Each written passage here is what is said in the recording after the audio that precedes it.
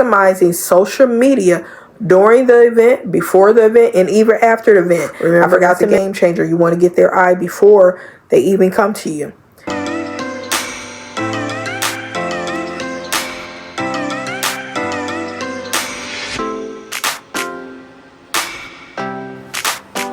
Hi, welcome back to my channel. If you're new here, welcome to my channel. So today I am getting on here to talk about 10 things that can help you have a successful pop-up event. And I do have notes here, so if you see me kind of looking down, that is why. So if you have not subscribed to my channel, please subscribe, like, and comment as well. And the first topic I'm going to talk about here is choosing the right pop-up event for you. So that's very important. When you're doing a pop-up event, it's important to check out the location, the size of the event, who's running the event, where is the event going to be placed, as indoors, outdoors. And you want to also look at the target audience that's going to be there. If it's going to be an audience that is going to want your products depending on what you're selling, or if you have multiple products, how can you switch those products up to benefit that audience that's there? So that's something to think about. So that's number one. Number two is setting clear goals for your booth. What do you want your space to look like? And if you look at my other videos, I have went through a transformation of what I wanted my space to look like. I feel like I'm finally there. So that is something to think about, because when you have different audiences or customers that's coming to buy products from you, how are you going to get their attention from afar? What are you going to do to bring them to your booth before they even walk by it? What is going to make you stand out and bring attention to you? So that's something to think about. You want to have specific goals. You want to generate your leads, increase your brand awareness. So that's something you really want to do. You want to make people know, if they have maybe been to another event you've been to, they're going to know your brand because you're set apart from everybody else. So that's something you want to think about. And it's basically trying to make a sale before you know you're going to get a sale, because you're engaging without even talking to them. Your booth or space is drawing attention and makes them want to come. Because for me, when I go somewhere, I look at the whole aesthetics of something and it draws my attention. If it draws my attention, that makes me want to go and see what they have. So if you're at a store, think about when you're at a store shopping or something like that. It's those display windows, right? It's something in there that caught your attention. So you have to think that same way. What is going to catch their attention? So that's number two. Number three is prepping your product and the inventory. You want to make sure, in which I've learned this over the years, and I'm still learning, because I never say I know everything. I'm always learning something new, what works best for me, depending on the event I'm going to, how many people are going to be at that event. So you want to make sure your inventory is organized. The reason that can help you and benefit you, because depending on how much time you have to set up for an event, most events that I participated in, we usually have an hour to set up. And even with that hour, depending on what all you have to set up, you want to make sure you're monitoring your time. And if everything is packed and organized, you already know what's in what, like for me, I have bins. So what is in what bin and what I'm going to need to take out first in order to set up more efficiently and fast. Because you want to be ready, because sometimes customers, depending on when they open their doors, they let people in early. So if you don't want to be disorganized when you're setting up for events. So that's another thing you can do. You want to make sure you have enough product in stock. It's better to have extra than not have enough at all. Even though people might think it's a good thing to run out, but you might miss a sale that way if you don't have the product that somebody's looking for, because they really like something and they be like, oh, you don't have this, or I'm out. And I could direct them to my website, but you want that sale right there. So sometimes some people don't like to shop on a website. So you got to be ready for your in-person sales and be like, if you don't have it on the table, just one moment, I got it here. I got to back up. So just make sure of that. So that's number 3. Number 4, and this kind of ties into I think it was number 2 here. No, it ties into it ties into number 2. So you want to design an attractive booth. So you want to make sure that your table arrangement is set up that is user friendly. And the reason I say that, because sometimes depending on how packed the event is, sometimes people bump your table. And I had to learn this hard way. That sometimes depending on where you're located at too. So just a little quick background. One time I was at an event and I was right by where the people were going into the event, and it was kind of a small space and it was a lot of people. And I had some bottles set up to elevate because I like to have things eye level. So that's another tip. Make sure your product, depending on what it is eye level. So I do tier displays. And before I had these particular tier displays that I had like a crate, and I had it turned to the side, and I had it covered with a cute piece of silk, and I had bottles on there. So what happened was they were trying to get through and it bumped the table, because they were not secure. They fell over and fell down. It didn't cause damage or anything, but it's more so of me trying to recoup or, repair what happened, the damage basically, and set everything back up so it can still look presentable. So that's one thing I learned not to do anymore. And to kind of make sure my tiers, because I sell body butter. So I have like 5 tiers or 4 tiers. I kind of push them back a little bit. So then that way they're out of the way as well. Another thing that can make your booth attractive is, for me, and again, it depends on what you're selling. What is your brand colors? Make sure your brand colors are noticed. Mine are pink, white, black, and gold. Those are my brand colors. But my main colors I have on my booth, my whole display, which I just recently did this makeover, is all white, because my products themselves have colorful labels. So I want those to stand out and people to be able to catch their eye from afar. So soon if you're somewhere else and I have this all white setting, but my products have colorful labels, so it's going to catch their attention. And I like colors, and that's what made me do that for my products myself. But my husband, he has a different setup, and his looks amazing too. And his are more earth tone colors because that's what he likes. But because of his products and his display, it catches people's attention. That's his brand, and it works. So you have to find your brand or what works for you and what's going to catch people attention. And it's not something that's going to happen right away, because when I tell you I started my business in 2021 and it's 2025 now, and actually last year was the first time I felt that, oh, I really like my display. I really like what I have. So it's okay to be patient. Take your time. Don't rush, because if you rush, you're going to end up spending money that you don't need to, trying to buy something that's really not your brand. It's not for you. So be mindful of that. So that's number 4. Make sure you design an attractive booth. You want to catch people's attention and, catch their eye.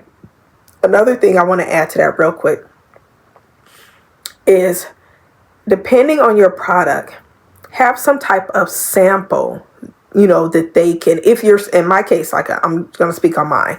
I sell body butter, skincare products, and lip glosses and stuff like that. The game changer for me was that I have sample body butters out there. A majority of the body butters I sell, there is a sample in the front where they can smell it, they can try it, they can feel it. So that gained me, that really flipped my business. It really brought more customers to me because they were able to test it and see if they liked it. And I think a lot of times we just assume that somebody's going to buy your product without experiencing your product. And the same thing holds true with websites, which that's going to be another topic. And I'm still working on how I want to do that. But that's a whole nother video that I'll save for another day. But just make sure you have some type of samples if you're selling something that people can physically put on or something like that. And in my case, it's body butters, lip glosses, lotions, things like that. And you want to make sure your display is just available. I do have a banner that I use. I see some people use a table banner as well. I'm still on the fence about that. I'm still thinking about it, because depending on what event you're at, they might not have room for a banner. You know, I can like probably put it behind my table or something like that. And usually I put it side of my table. I have a certain setup, and you can go look at my other videos, and I just kind of post it here, you know, tag the video in there that you can click on and actually go look at the video and see what it looks like, you know, my setup and how my banners look. But sometimes they don't have the room. Like I'm getting ready to do an event that's coming up that they said nothing could be on the side of your tables, and I usually have something on the side of my table, but something could be on the front of your table. So this is going to be something new for me, so I'm trying to figure that out. But just keep in mind, ask those kind of questions. You know, what size is the table or space that you're renting? How many people can be with you? Is it extra? You want to also ask, can you have stuff around your table, in front of your table? Because it depends on where their space is renting out. Because most times people who are doing events, they're renting a space, and they got to go by that owner's specific instructions. Because myself and my husband, we have done events before, and you have to make sure you follow their guidelines, and you have to make sure your vendors follow their guidelines. And as a vendor, you have to follow those guidelines. So you want to make sure you're ready and prepared for things like that. So number 5, pricing and promotions for the event day. So when you do an event, even though, now this is something to keep in mind, sometime when you're participating in an event, they don't want you to do your own advertisement, because they have a specific flyer or advertisement that they're sending out. And you can ask them, if that's the case, can they send you a copy of that flyer so you can share it on your page and let your fan base or your customers know this is where you're going to be. If it's a public event, or if it's an event they have to buy a ticket to, they might want to do that. Sometimes, if they don't have a problem with it, you can create some type of flyer letting the people who you do business with, or like to do business with you, know this is where I'm going to be at on this date at this time. You can go live on your social media pages, word of mouth. It's so many things that you can do to let people know this is where you're going to be. So you want to make sure you communicate so they're aware of that. When it comes to pricing, you want to make sure don't downplay your products, because if people want something and they like what you have, they're going to pay for it. So do not short yourself, because you put a lot of work in and a lot of time for what you're making in there to sell. You just want to make sure it's, not over the top. Do a price comparison. Go and check out different vendors or websites or something to sell what you sell, and kind of look and gauge what they're selling for. But you know how to calculate your prices as well, because you should already have your prices set, depending on if you have a website or something. You're going to sell the same price you have on your website or something like that. But you just want to be mindful of that you're not shorting yourself, because you do a lot of work to get prepared for these events, and the work bringing stuff in, taking stuff out. You want to make sure that you're not shorting yourself, and your price is your price.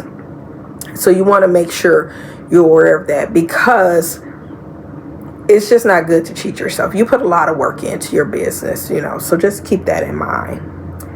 Number 6, engaging with customers effectively. So my husband taught me this, actually. When you're at an event, make sure, whether they're buying something, just saying hi, whatever, You give them the same energy you get to somebody who's buying something to somebody who's not buying something. Because maybe they didn't buy something that time, but they might buy something later, or they might send you some customers. Always be engaging to your customers. If you're at a booth, stand up, speak to them. Hello, how are you doing today? And what I started doing recently is I come off and around my table, it depending on, what's going on, how many people are there, and I speak and kind of give them a really personal customer service experience when it comes to my products, telling them what they are, what's in the products. I've been kind of doing that a little bit, but unfortunately, due to all the health stuff going on around, this gearing back up, I might have to pull back behind a table. But I really like being personable with people, and I want them to know I appreciate their business, or I appreciate them just stopping to look at what I have to offer. Because some people don't buy nothing that time, but if they remember you another time, they might buy something next time. So again, treat everybody the same, whether they're buying something or not. Give them a business card, give them a flyer, tell them I'll be here next time. I hope to see you again. I'll be at this event or whatever. Would you like, to leave your email address or something? So then that way, maybe I can let you know when I'm going to have something else coming up. Or I do have a website just in case if you want to get something later. So remember to be engaging with the possible customers, be engaging with the customers, be engaging with somebody who just doesn't even stop at your table but walk by, speak. Hello, how are you today? That catches a lot of people's attention, and that has got a lot of sales for me when people come by. So just remember that no matter what, be engaging, friendly. Don't be distracted. Don't be, so focused on everything else like your phones or your tablets or something. And I do have those things with me, but I'm always kind of looking up and seeing if anybody is there. Most time when I have my phone or my tablet, I'm doing work, like I'm posting on social media or something, or maybe I'm going live, or I'm recording footage for YouTube. So I'm making sure I'm still paying attention to what's going on around me. I'm not so focused on that device that I'm not paying attention to the possible customers that's coming to me. So you want to make sure that you're aware of that. Number 7, maximizing social media during an event. So like I just kind of said, you want to make sure if they have flyers, can you have a copy of their flyer to post on your social media? If they don't mind you making a flyer, and it's not, just letting people know this is where I'm going to be and I'm going to be participating in this event. So those are things, and usually right up front when you're doing any kind of events, they're pretty, for most events that I've done, they give you their guidelines and what they're going to do and stuff like that. So you want to make sure you follow that.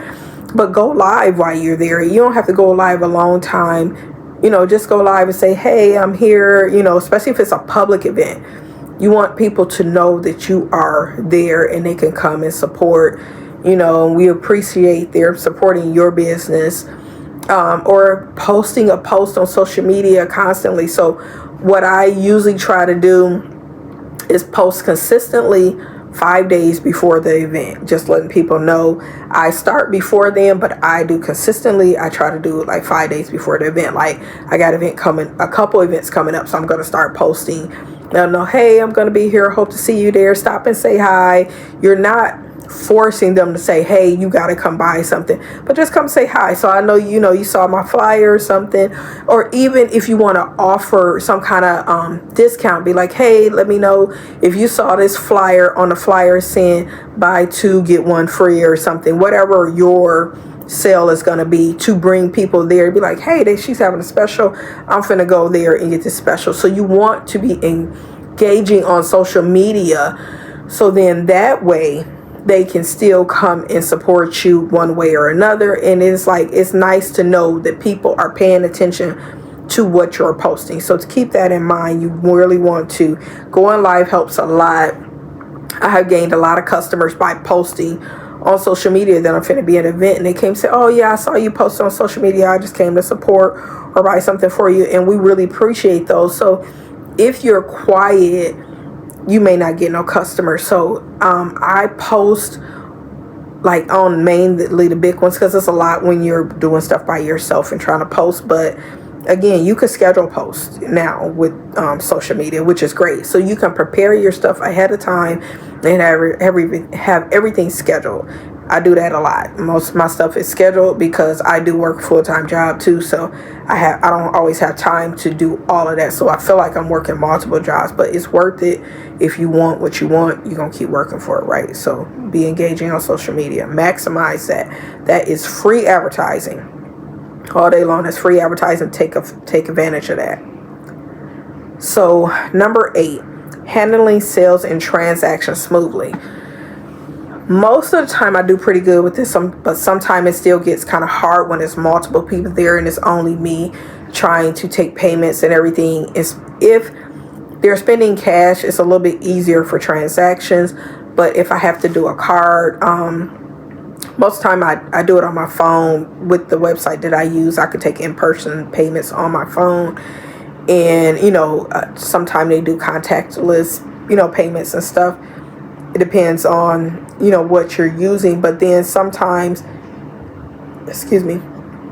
if you have to, manually punch in a card because your system don't work.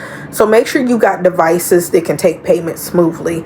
Again, it depends if you have a lot of people there at once and it's just you. Sometimes that gets a little difficult. So I'm still learning how to navigate that. But so far, I've done all right. And I try to make sure I'm communicating with everybody around me and letting them know, I know you're here. In just 1 second, I'll be right with you. And be, smile and friendly and stuff. And let them know you haven't forgot about them. And they don't mind, waiting or something. Be like, okay, wait, I see you're helping somebody else. And try to get them moved along pretty well. Another thing that I do to make sure that I'm handling transactions well, I pre-prep my bags. So in my bags, I usually have some kind of free sample, and I have like a business card or flyer or something in there. So all I have to do when they are ready to check out, my bags are already ready and set up for me to grab. And I am putting their products in there after I, have their payment and transactions taken care of. It's already packed, put in their transaction. It moves a little faster. So kind of have a system of what's going to work for you, what works better for you and smoother for the customer, because you want them to come back, right? They're going to be like, okay, she knows what she's doing. Even though I'm by myself, taking transactions and payments is multitasking. Be prepared. Have everything pre-set up and ready to go. It runs a whole lot faster. So that's something to think about. Number 9, networking with other vendors and event organizers. Let me tell you, this is a game changer. I have learned about so many events, even your customers. It's not just even the organizer and the event, other vendors there. Even your customers have information for you. They be like, oh, I just came from such and such not too long ago. You would probably do well at that event or something. I have had that happen. I have found out about events from customers. Use Facebook, use Instagram, use TikTok since it's back up. It's so many places you can find out about events, and people love to share. So I always say network, network, network. I don't care if somebody has the same products that I have and they are selling that, because our products are not the same. They are not the same. And if you have good products, whether the person next to you are selling something similar, they can buy from both of us. Think about it like this. When you go to a store and there is different types of bread, right? Why do we have to have one type of thing and think you can't sell with the next person and be friendly and they have the same thing as you do? It's not a competition. We are in our own lanes. No matter what we're selling, we are in our own lanes. What's meant for me is meant for me. What's meant for you is meant for you.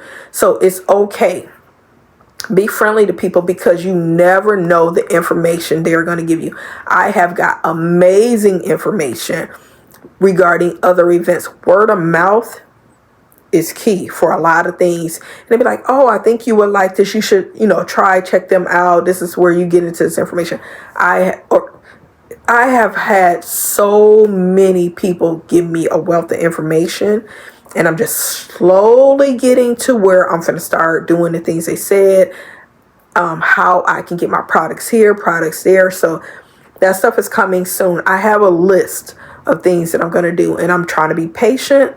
That's one thing I'm practicing, and balance, because I have to balance real life, because we do have real life going on. So I don't want to burn myself out. So I'm learning those things.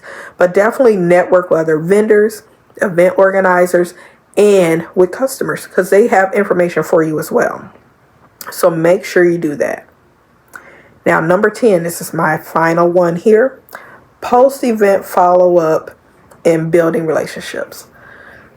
So a lot of times when event organizers, they have something, and if they like how you do business and you're professional, they will contact you again and say, hey, I'm doing such and such at this time. Would you be interested? Again, make sure they have your information, which they should anyway, but just double check, because you want to follow up, because that can lead to events scheduled down the line that you already can be booked for. So you already know, I got this down the line. I know what I'm going to get prepared for. So you want to make sure that you capture leads, collect emails, all of that, so you can stay in contact with people who can possibly already have other events set up that they want you to be a part of.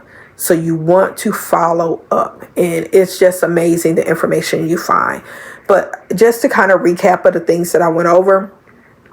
So number 1, choosing the right pop-up event and participate in it. Number 2, setting clear goals for your booth. Number 3, preparing your product and inventory. Number 4, designing an attractive booth. Remember, that's a game changer. You want to get their eye before they even come to you. Number 5, pricing and promotions for event day. Number 6, engaging with customers effectively. Key. It's a world of difference, believe me. Number 7, maximizing social media during the event, before the event, and even after the event. I forgot to mention this. After my events, I always post on social media thanking people for coming, support me, whether they just came to say hi, grab a card, or they made a purchase. Always do that. That is showing that you're humbly grateful for their business, because they did not have to spend their money with you. So remember that. Number 8, handling sales and transactions smoothly. Have your process in place so you can work everybody through, and they can go through the process really quick, and they don't have to wait long, and they don't mind coming and spending their money with you, because they know the process is going to be smooth. So remember that. Number 9, networking with other vendors, event organizers, and your customers. Don't forget those customers. Number 10, post-event follow-up and build relationship. So you want to make sure after the event, you follow up with your organizers, vendors, whatever. Keep relationships building, and network. So you just want to build relationships, because a lot of times when you do these events, you're going to run into the same people at these events. You might be the same, how many ever vendors at these events. Build rapport with them. Build rapport, because they may be like, oh, hey, I'm doing this event here. I think your products will be good there. Build rapport. Follow up is key. Don't forget to thank your customers. And that's just a world of good. So I hope this helps somebody, because through this process, I am still learning. I do not know everything, but I like to share what I've learned. And I hope this helps somebody else who's doing an event. Thank you again for watching. Don't forget to like, comment, and subscribe to my channel. I'm trying to grow my channel on YouTube, and I've been wanting to do this for a really long time. So again, I see you next time. Bye.